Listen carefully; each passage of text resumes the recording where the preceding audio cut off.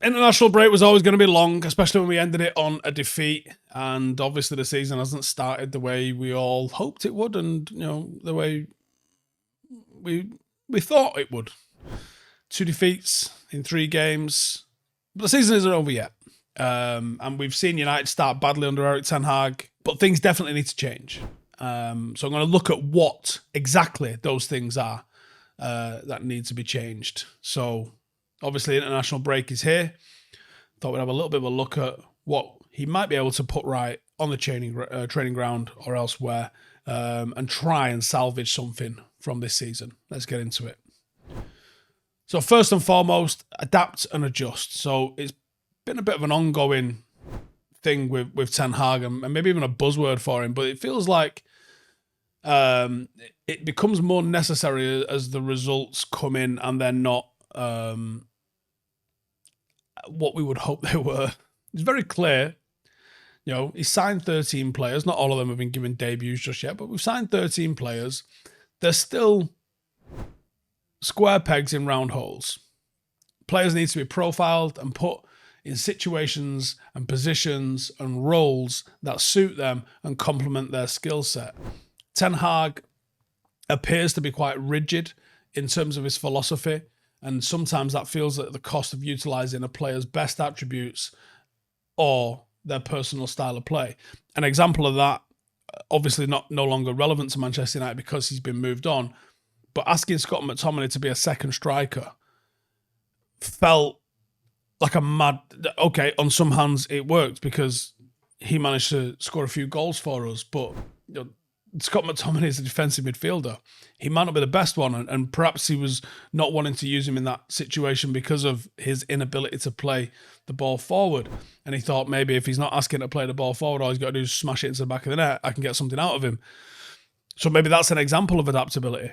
But I think there's too many players that he kind of isn't open to adapting what they do. Bruno being the big one that sort of sticks out in my mind. And also how to get the best out of Rashford as well. Right, listen up everyone. We've all got our own bad habits, right? Whether it's biting your nails, spending too much time on your phone, or, the other one. It's tough to break free. But what if I told you there was a new healthy way to handle certain cravings? Introducing Fume. Now, that's the sponsor of today's video, and it's a leader in the flavoured air category. And it's a revolutionary flavoured air device. It smells like chewing gum, right? It smells awesome, to be fair. It's a revolutionary flavoured air device that is designed to be the perfect alternative and an enjoyable way to fill that void in a natural, guilt-free way, giving you something to reach for without any of the downsides. Now, it's an award-winning flavoured air device, and it's actually really cool looking, and it's quite satisfying to use. It's really well made, it's quite weighty, it's got a high quality design, and it looks cool. It's not addictive, there's no nicotine, no batteries, no toxic flavours, and it's a pretty good way to replace a bad habit with a good one. Now, you can get all sorts of different flavours. There's cinnamon hearts, there's black licorice, there's going to be something for everyone. This is spearmint, and it's pretty popular because it's refreshing, gives a nice clean sensation without none of the guilt. It draws flavour into your mouth, not your lungs. It's total guilt-free alternative if you're trying to ditch a bad habit. There's no vapor, you can use it anywhere, and it's going to help with things like anxiety.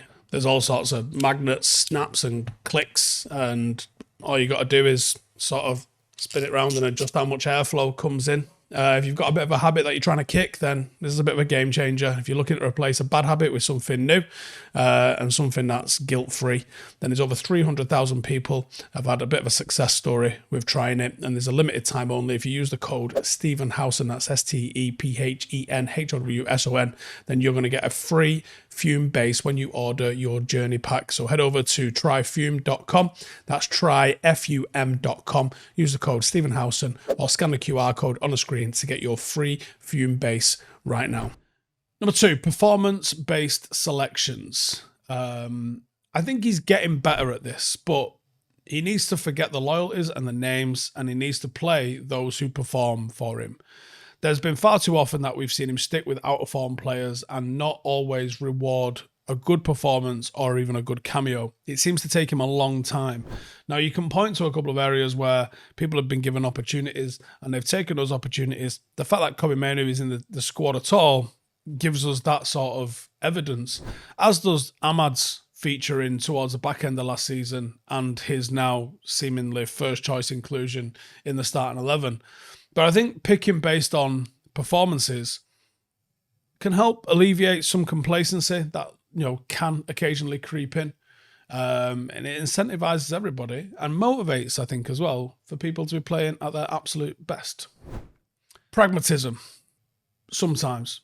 The Premier League is too strong to be naive in the defensive shape or even in the rest defence and get too carried away and too giddy. Third season in, it still seems that Ten Hag might underestimate some of the lesser teams in the league. But it's those lesser teams in the Premier League that can really punish you if you don't take them seriously. If your defensive shape is a little bit off, or if you're a little bit too open, from Fulham to Brighton to West Ham, you can get punished by teams in the Premier League. Now, pragmatism obviously isn't his style. He mentioned this on that interview with Gary Neville towards the back end of last season, that he wants to be vertical, he wants to be free-flowing, he wants to see rotations and stuff, and he wants to take risk going forward. He doesn't like to deviate from that. But we've conceded too many goals, too many opportunities, too many shots. If he doesn't instill a degree of pragmatism, it could cost him his job. I think bringing in Ugarte might see a different personality of number 6, making a big difference.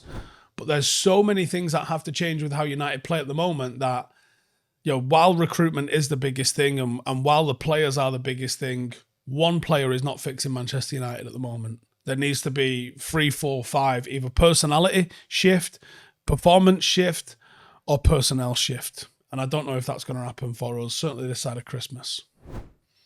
Number 4, prioritise the league. Trophies are probably what's kept Erik Ten Hag in a job at the moment, and he certainly hangs his hat on those. But league form is the biggest indication of progress in a rebuild. 38 league games is a big enough sample size.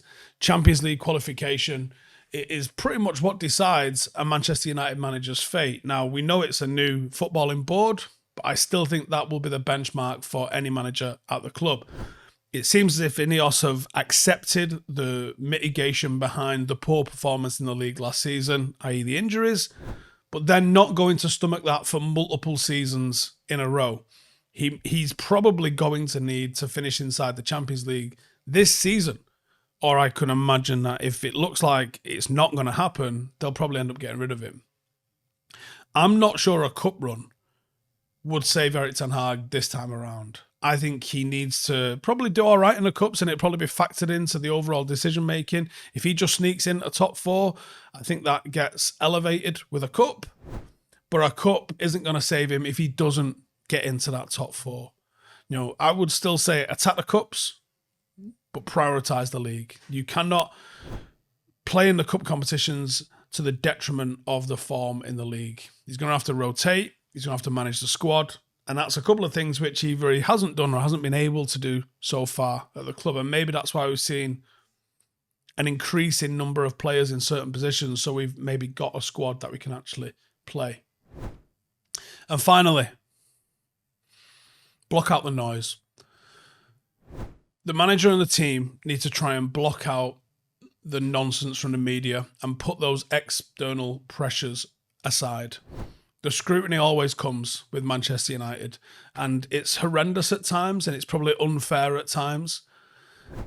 It's going to be an easier said job than it would be an easier done job. United are absolutely victims of this more than anybody else. But if the mood of the squad can really impact performance, body language can impact performance, you've got to be able to find a way to ignore it or use it as fuel. But you can't get down in the dumps about what's been said and what's been written. The team and the manager need to find some sort of a togetherness. They need to work on the culture. They need to work on the morale in order to be successful in what's going to be an absolutely huge season. I think Erik Ten Hag can do it. There's things that I worry about with the team, and there's things that I think we can do better. But I think he can do it. And he's going to need to do it this season. Otherwise, I don't think he'll be here for the next one. As always, please let me know your thoughts in the comments. If you're new, hit subscribe, and I'll see you in the next one. Laters.